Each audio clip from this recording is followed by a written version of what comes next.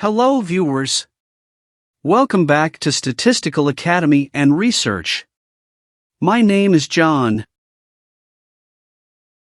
When character strings need to be validated, cleaned or modified functions are a necessity.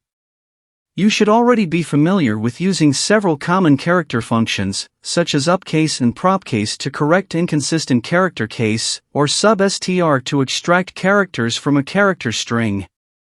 Now you'll learn about functions that remove, replace, find, or concatenate character strings. So, are you ready to dive in and learn something new? Before we move further, don't forget to hit the subscribe button and leave a comment with your thoughts on the topic. Let us learn together. Let's look at study center data as an example. You can see that the values in the subject ID variable have been recorded inconsistently. Some have dashes and others have spaces. We want to standardize subject IDs with no spaces or symbols. There are several functions you can use to remove characters from a string. Let's work on this in the next activity. Next, let's take a look at the site variable. This variable includes city, the state, and the country code. Suppose we want to pass this information to create separate variables for city and state. The scan function is a great way to extract a particular word in a sequence from a string.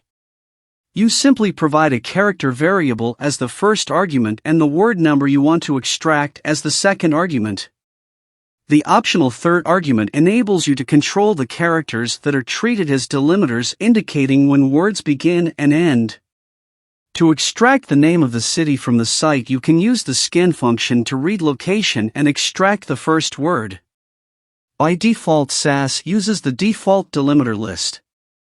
So each of these characters indicates the end of one word and the beginning of the next word. Here we will use the scan function to extract words from a character variable and then use the PROPCASE function to standardize casing. We're reading the study center data set and we're doing a little bit of cleanup already by using this statement to remove any extra blanks that there may be in the site variable. Then, we're creating two new variables. City will use the scan function to read the first word from the site and state will be the second word from the site.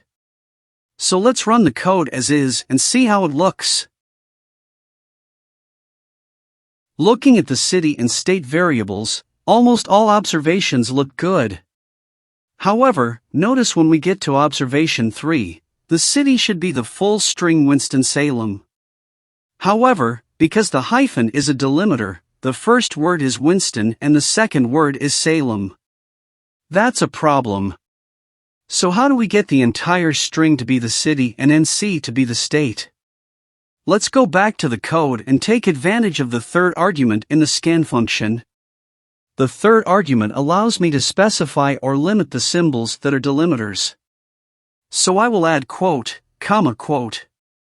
That way only the comma will be treated as the delimiter. Let's see if that fixes the problem. Much better. Next, I would like to create an additional variable named country that just has the final country code or the final word in the site string. In my program, I'll add another assignment statement for the country.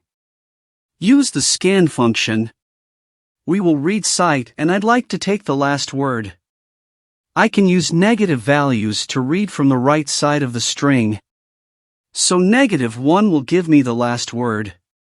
Another change I would like to make is to ensure that city is in proper case. So I'll surround the scan function with the PROPCASE function. The PROPCASE function will use the default list of delimiters to determine when one word ends and the next word begins, indicating which letter should be capitalized. So we'll run again. Most of the cities look fine with their proper case. However, once again, observation 3 is a problem. Proper casing for the city name should include a lowercase s. So how can we fix this? Back in the program, in the PROPCASE function, I can add an optional second argument. Similar to the optional third argument in the scan function, I can limit the delimiters used by the PROPCASE function. I'll type quote, space, quote to indicate that only the space should be treated as a delimiter between words. And let's run one more time. The results look great now. We've just scratched the surface here with what you can do with character functions. There are so many character functions available and fast to manipulate, to clean, or extract any character values that you may need. The find function is an effective way to search for a particular substring within character values. The first argument typically is the character variable and the second argument specifies the substring to find. The optional third argument can be used to provide modifiers. I makes the search case insensitive and T trims leading and trailing blanks. The find function returns a number that indicates the start position of the substring within the string. If the substring is not found, the find function returns a 0. Let's look at this example. The find function does a case-sensitive search in the values of the site for the substring hospital. The numeric value the function returns is assigned to a new variable, hospital LOC. The TRANWRD function basically does find and replace. The first argument is generally a character variable. The second argument is the target or the string you want to find. The third argument is the string that replaces the target. This assignment statement uses the TRANWRD function to replace all instances of propercase Python with uppercase SAS in the var2 variable. This video illustrates just a few character functions. There are many more that you can use to manipulate your data. Thanks for watching. I hope you found this video helpful. Don't forget to like and subscribe for more.